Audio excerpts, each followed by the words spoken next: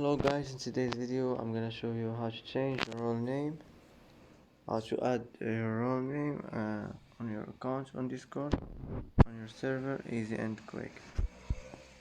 First, click here, now click settings, and here click roles, now click new role, and here as you see you can change your role name, and you can also add a new role name, and click save, and it will be saved, and that's it.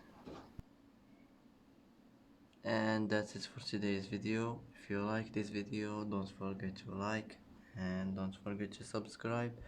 I hope this video is helpful for you, and thanks for watching until the end, and see you in the next video.